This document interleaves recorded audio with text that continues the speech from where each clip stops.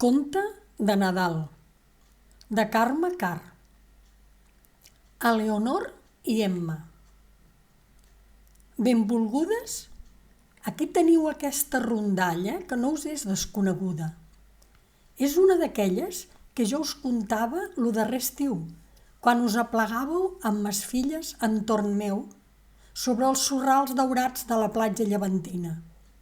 Entre la remor braçadora de la mar i la claror argentada de la lluna, m'escoltàveu fervorosament, els ulls fits en mi, com per a seguir de prop el vol de ma fantasia tota maternal, tota sadollada d'amor als petits.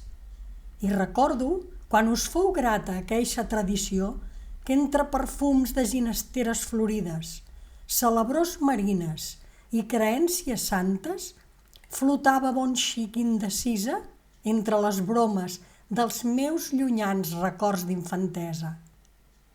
Sento encara aquella agraïda carícia dels teus ulls blaus, tan dolços, Leonor. La de tes nines de vellut, ma gentil emmita, amb què em pagàreu la contada, i en agraïment a vostre adorable entusiasme us la ofereixo en aquestes planes, la rondalla de la ginesta bretona i del lluminós infantó diví. En ella, com voldria que aprenguéssiu a llegir en la llengua catalana que, si bé no és la vostra, és la d'aquells qui us estimen. Heu de saber, amiguetes meves, que en aquell país de nostra veïna França, que en el mapa sembla un nas molt gros, guaitant cap a la vostra esquerra i que s'anomena Bretanya, existeix una hermosa tradició de Nadal que va acabar per estendre's per tot el món i que vaig a contar-vos aquí. És aquella terra bretona, plena de belleses naturals. Sos habitants, homes, dones i nins que de sobres haureu vist pintats en quadros, postals i estampes, són gent bona i honrada, temerosa de Déu Nostre Senyor i fidel guardadora de les tradicions i creences religioses. Ells duen unes calces molt amples, fins al genoll, armilles plenes de botonets, camals de drap, esclops i grans barrets rodons d'immenses ales. Porten el llavi afaitat sovint, en les orelles unes anelletes d'or o d'argent i fumen grosses pipes d'escuma. Les dones porten faldellins curts de llana gruixuda, esclops també, i gipons, i davantals brodats a punt de texado, a les festes, amb colors virolats i alegres. Duen al cap unes còfies blanques de tela els dies feiners i de puntes molt maques els dies de mudar, amb unes immenses ales i aureoles transparents que de lluny fan semblar les bones bretones a uns grans aucells blancs. Els bretons són pescadors o pagesos i elles, après dels treballs casolans, se dediquen a fer puntes al coixí, unes puntes molt boniques que els serveixen per a guarnir-se i també per a vendre-les per tot arreu, talment com en la nostra costa catalana. La Bretanya és banyada per l'oceà, aquell mar que s'ha de travessar per anar cap a les Amèriques, aquell mar que no té les manyagues del nostre Mediterrà, blau com el nostre cel, aquell oceà verd que tan sovint se torna dolent i quals tempestes són tan temudes per la gent de mar. Les costes de Bretanya són rocoses i àdhuc, molt pintoresques. Allí els ulls no es reposen com les infinites platges suaument acaronades per la mar de nostra terra. Allí l'oceà és deturat per uns altíssims espadats de roques que tenen per nom falaises, contra els que s'estrellen les ires de l'etern inquiet i al peu dels que venen a morir les marors. I ja sabeu, petites llegidores, el que són les marors? De segur que vostres pares o vostres mestres deuen haver-vos-ho explicat. I com que aquí Tampoc ve a tomb que jo us doni una lliçó de cosmografia, potser que ho deixéssim córrer per a seguir el conte començat. Tan sols deixeu que us recordi, en dues paraules, que les marors són el flux i el reflux de l'oceà, qui, diferentment del Mediterrani, cada dia invadeix la Terra a hores donades, segons les ordres de la senyora Lluna, qui és la que regularitza aquestes llargues passejades del mar per damunt dels sorrals.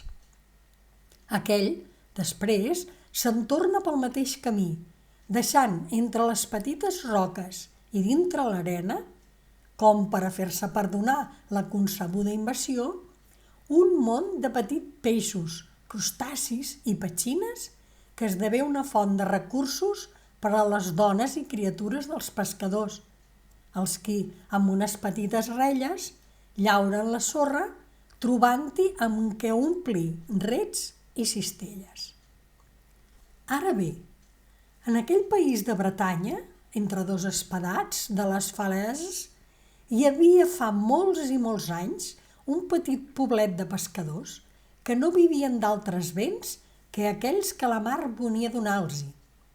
Era un poble de gent bona i pietosa, temerosa de fer mal i de no plaure el bon Déu.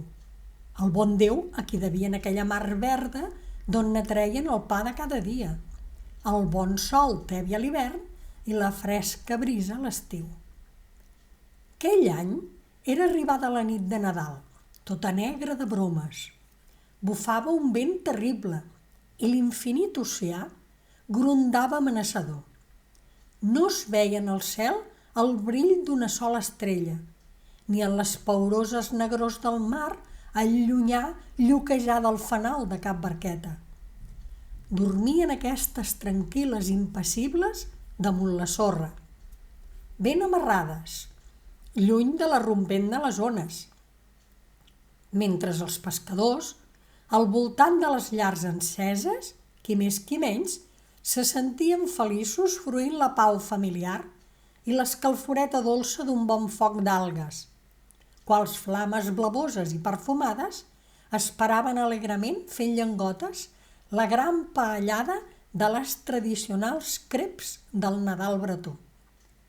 Per si no ho sapiguéssiu, us diré que les creps són una mena de truites planes i molt primes que es fan amb farina de blat, ous, mantega i sucre ben batuts. A Cal Vell Ives, tothom aquella nit esperava per a posar la paella al foc. El retorn de l'avi, qui ben cobert amb un caftà de tela encerada, se n'havia anat, vulgues que no vulgues, a donar un tomb per la platja, a veure amb seus propis ulls si la barca nova era prou ben amarrada lluny d'aquell invisible monstre, qual fúria semblava anar creixent per instants. L'Ives tardava, i quan ja un dels seus nets volia anar a veure el que feia, la porta s'obrí i l'avi entrà en la cabana. Entrà el front contret i la pipa apagada, més no passar del dintell, portant una greu nova. Fills, us cal venir amb mi a la platja. He avisat a tots els companys que he pogut, al tornar-me'n cap aquí. A mar s'hi veu una barca que no pot arribar i està per a perdre's si no hi correm de pressa. Sense dir un mot, homes, dones i infants prengueren llurs caputxes i abandonaren tots la flamejanta i calda llar, empesos per una gran pietat. Mig quart després, en la platja s'hi havia congregat tot el poble. La nit era fosca, fosca com gola de llop, i els bràmols del vent units al roncar furiós de la mar feien feresa. De tant en tant, enllà del fons d'aquell horitzó tenebrós, naixia la breu resplendor d'un llampec blau i aleshores, damunt les ones, se veia dansar com una esclofa de nou una barqueta de quals tripulants no es distingia més que una taqueta blanca, blanca entre totes aquelles negrors. Per moments, una onada immensa l'aixecava en l'aire per a llançar-la a la davallada en un abim líquid d'un verd negre paorós, i aleshores, creient la barqueta engolida per a sempre més, els crits d'esglai de les dones i dels infants aplegats a la platja dominaven la tempesta com xiscles d'ocells. I això que n'havien vistes de tempestes les bones pescadores del poble bretó. Els homes, parlant concisos, graves, anaven d'ací i d'allà concertant-se. De sobte, sonà un crit poderós que ho dominà tot, portant un esglai mortal en tots els cors ja tan encongits. En la barca hi ha una dona i una criatura. Santa Agna d'Aurai, patrona de Bretanya, exclamaren les dones esmaperdudes, flectant els genolls. Empareu-los, els pobrets. Com podia ésser, senyor? Una dona i un infant sols en la barqueta lluitadora, abandonats a la fúria desencadenada d'aquell monstre que s'era tornat l'oceà. Els homes no s'hi volgueren pensar més. En menys de 5 minuts tingueren apariada la barca nova del vell Ips i lligaren una llarguíssima corda, qual cap agafaren homes, dones i infants i la vararen a l'aigua amb grans treballs, doncs les onades la rebatien sobre la sorra, com no volguent d'ella per a salvar de la mort els pobres nàufrags. A la fi aconseguiren el seu desig i, tripulada pel vell Ips, sos 2 fills i 2 valents companys coneixedors del mar i ses traïdories, la barca s'allunyà. Quins horribles moments d'angoixa i quines pregàries més fervoroses pujaren al cel en les negrors espantables d'aquella nit tempestuosa i gelada. Passaren els minuts i passà un quart d'hora i 2, llargs com un sigle per a tots aquells cors estrets per l'angúnia, per tots aquells esguards fits en el misteri de les ombres impenetrables i grondadores. Solament les immenses franges d'escuma estenent sobre el sorral unes amples i breus pinzellades blanques trencaven la paurosa foscor. Allà, al lluny, no llampegava tan sovint i ja no podien els bretons aplegats en la platja seguir les peripècies de la lluita. La barca desconeguda no era gaire lluny de la platja i els mariners que s'havien llançat a salvar-la coneixien prou els retoms de les roques i els indrets dels esculls. Més la fosca intensa feia més dramàtica la situació. El fanal de la barca salvadora desapareixia per moments, com si les ones l'haguessin engolit. Als pocs segons tornava a aparèixer més lluny, com una estrelleta roja que dansés follament damunt les aigües esvalotades. Després d'uns moments d'espera mortal en què s'havia perdut de vista la petita claror moventa, sonà un gran crit: «Salvats!» i una onada geganta, portant sobre son llum obscur la barca salvadora, davallà damunt l'arena manyagament, com amb un respecte pietós. Tothom s'ha precipitat, tothom, homes, dones, infants, amb els fanals encesos. Com arribaven els bons salvadors? Pantejants, adolorits, xops de suor i d'aigua salada, cruixits de la terrible lluita. La barqueta dels nàufrags era perduda, més els bretons n'havien salvat els tripulants.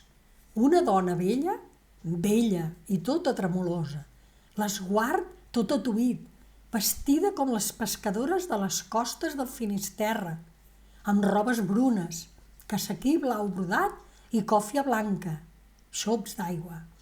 I en sos braços, arrupit i tremolant de fred, hi portava un infant. Oh, quin infant! Quin infant de bellesa més meravellosa! Duia una túnica blanca com la neu i la testa coberta de rulls d'or que l'aigua li aplacava sobre el front i el coll d'una blancor immaculada. Sos ulls eren grans, lluminosos, blaus com la flor del lli, i guaitaven arreu amb una mirada infinitament consoladora. Sos llavis s'obriren com les fulles d'una rosa pàl·lida i amb un diví somriure deien en bretó: «Àvia, estic content!»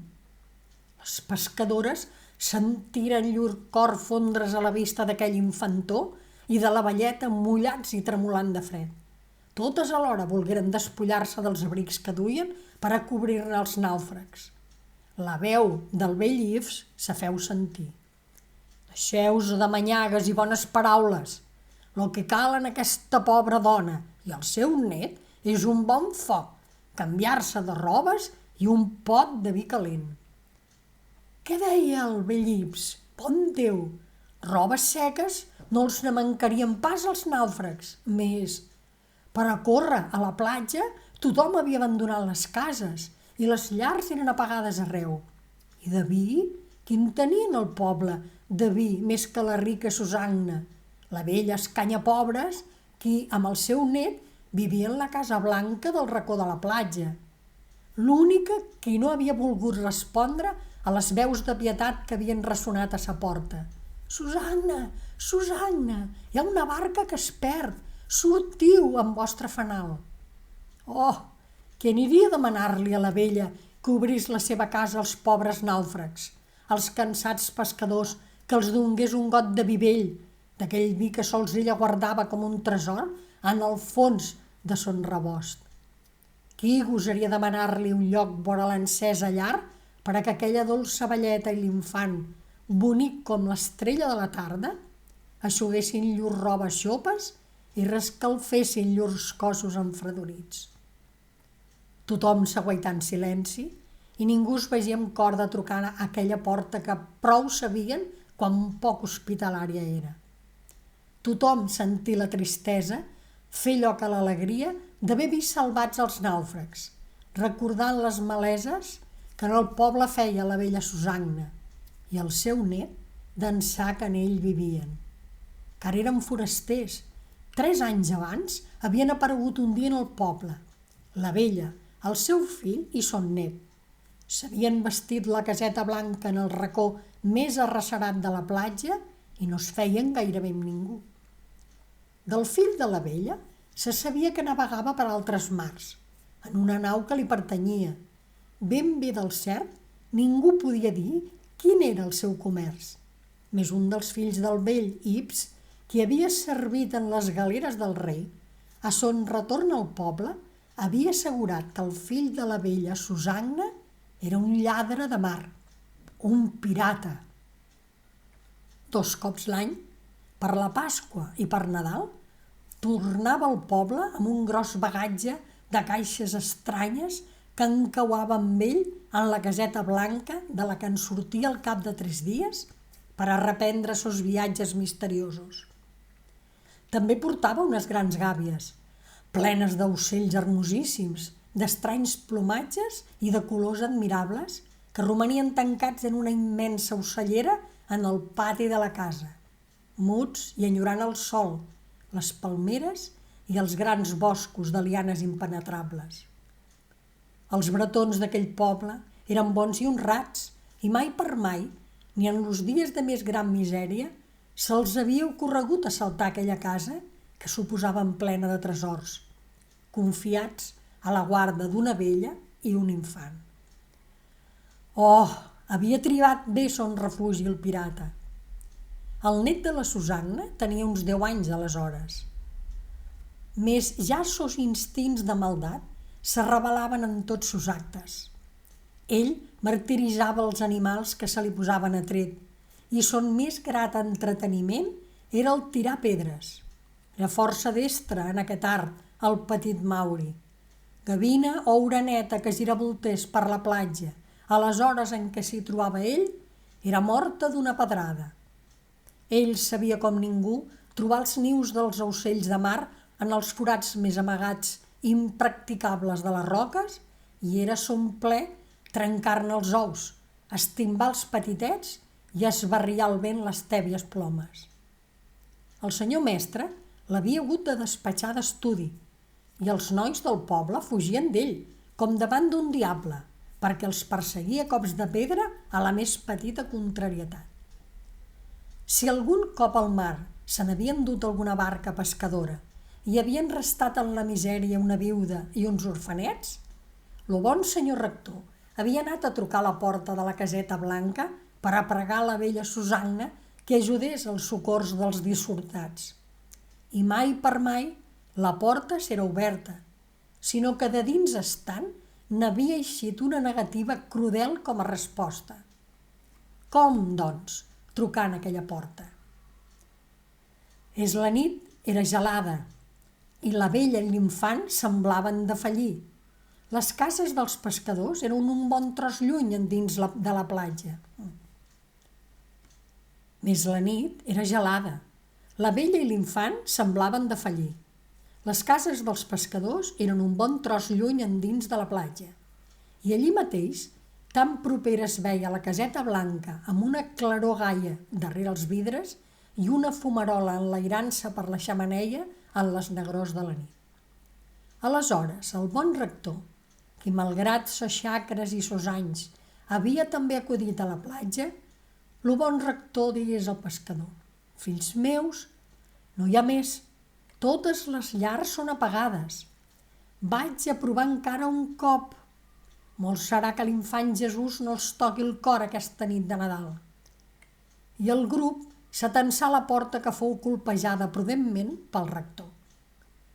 «Senyora Susanna, vós qui teniu un bon foc en la vostra llar a les hores en què totes són apagades, vós qui teniu un bon vi en lo vostre rebost i caldo de gallina en l'olla, feu la caritat d'obrir la porta i donar xupluc a una pobra velleta com vos i a son net que acaben de salvar-se miraculosament de la tempesta». Ningú respongué, fora un lladruc de gos des del fons del pati. «Senyora Susanna, per caritat, obriu la porta als desgraciats». Tampoc aquesta vegada obtingué resposta la veu tremolosa del bon rector. «Senyora Susanna, en nom de l'infant Jesús, que nasqué en aquesta nit per a redimir els pecadors, en nom de la gloriosa Santa Agna, patrona nostra, obriu, si us plau, que el Senyor us ho premiarà». A dintre ressonà la veu de la vella com una maledicció i s'obrí la finestreta arrexada del costat de la porta. En la foscor de la nit aparegué la resplendor alegre de la llar encesa i un baf tebi amb aromes de menjar suculents arribà fins als pescadors. I així parlà la vella Susanna: «Deixeu-nos en pau! No n'hem de fer res nosaltres d'aquells que van pel món en aquestes hores i en aquest temps. No és el lloc dels infants ni de les velles, una barca enmig del mar». «Senyora, senyora», pregà el rector, «tingueu compassió. Lo bon Déu encomana la caritat».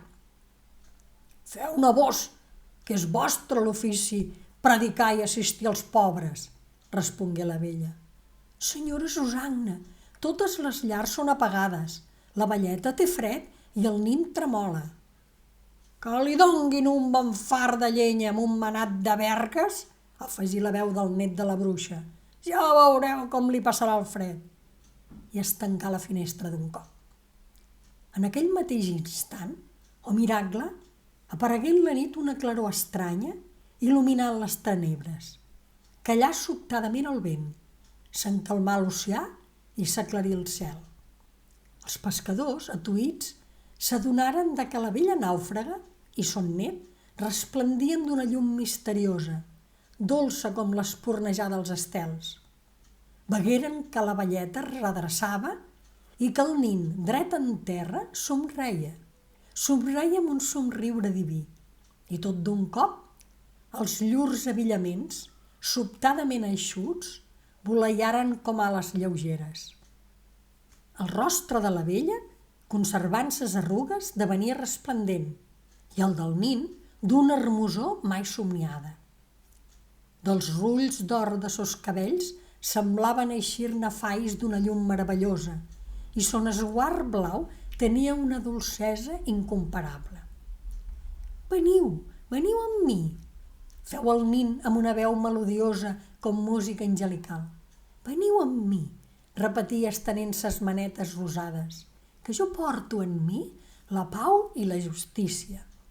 Els bretons, corpresos, muts, admirats, s'havien anat allunyant instintivament d'aquells sers meravellosos qui, malgrat llurs esguards d'amor i llurs dolces paraules, els imposaven un respecte mai sentit. I formant cercle entorn d'ells se'ls miraven esmaperduts. Els homes, capell en mà, les dones les mans plegades com en la iglésia davant les santes imatges, i els infants, agafats a les faldilles maternals, tot sense comprendre el que allí passava, però sentint en llurs cors que el cel acabava de baixar sobre la terra. La nit era devinguda d'una serenor d'estiu, i al cel la lluna i les estrelles brillaven com mai les havien vistes lluir aquells bons bretons. L'hivern semblava d'un cop haver-se transformat en primavera, i l'oreig marí portava en aquell racó de món tan abrupte suavíssimes sentors de flors desconegudes. I l'infant misteriós, donant la mà a la vella, caminà fins arran les ones, seguit per tot el poble, i arreu on l'infant posava el peu, naixia en la sorra una d'aquelles flors gentils que s'anomenen roses de Nadal. Oh, la bona i mansa mar, pocs moments abans furiosa i destructora. Ses ones s'havien posat a cantar dolçament, bressant uns grans estols de gavines i goelans, i venien transparents, aplanades i manyagues, amb suavitats de carícies a besar els peus de l'infant diví. Benaventurats els qui sou bons i compassius, digué el nin aturat arran d'onada. Benaventurats i beneïts, perquè el regne del cel us serà obert de bat a bat, car en ell no hi entrarà mai aquell que qui sols un cop hagi refusat de fer el bé. Oh, bons bretons, en aquesta nit de Nadal he volgut venir a beneir-vos i a fer florir aquestes roques que mai han vist cap flor. Bretons, mireu allà baix com s'acompleix la justícia del pare. Callà l'infant i el poble empès s'atombà vers l'endins de la platja. I heus aquí que tots vegeren que la inhospitalària caseta blanca cremava com una pira gegantina que il·luminava tota la nit. I d'aquella pira naixien uns cants d'ocells meravellosos enmig d'unes immenses garbes d'espurnes de foc, les qui, estenent-se per tots aquells encontorns, queien arreu d'aquelles roques com una pluja de gotetes d'or que no es fonien.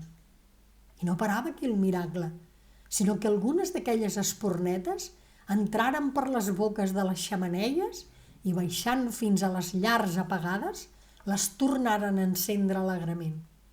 Aleshores, tot el poble esdevingué resplendent sota el cant d'aquells ocells meravellosos que havien eixit de llur entristidora presó de la casa del pirata i per damunt del poble, admirat, extenien els vols de llurs fantàstics plomatges amb reflexes de pedreries desconegudes. L'endemà, el dia s'alçà serè, tebi, puríssim. El sol brillava com mai, traient espurnes d'esmaragdes, safirs i diamants del mar que encara cantava. Del miracle esdevingut la nit abans, el poblet bretó semblava tot canviat. Tot entorn, damunt de les roques grises, abans tan ermes, hi havien nascut milers de ginesteres totes florides d'or que embaumaven l'oreig. De la caseta blanca no en restava més que un munt de cendres, entre les que els pescadors trobaren un tresor en llingots d'or i d'argent. I heus aquí que aquella bona gent, agraïda amb aquelles riqueses, bastiren dalt de la falès un temple molt vell en el que se veneren encara avui les imatges de Santa Agna i de l'infant Jesús. I davant per davant, a l'altra banda de poble, en un cap de roques, aixecaren un far que serveix a la nit de guia als navegants. Així començà la riquesa d'aquell poble. En quant al pirata, mai més se'l vegué per aquells llocs, i se suposa que en el mar, on tant de mal feu en vida, trobà també la mort. I a conseqüència d'aqueixa tradició, heus aquí que cada any a França, la nit de Nadal, el bon Jesús deixa en les sabates dels nens, qui esperen en les llars apagades el regal de mitjanit del petit Noel. hermoses joguines per als infants bons, humils i caritatius, i manats de vergues per a aquells qui no deixen en llurs cors esclatar-hi la flor de la compassió, que és altrament més bella, més olorosa, més pura i grata que la flor de les ginesteres bretones. Heu escoltat Conte de Nadal de Carme Karr.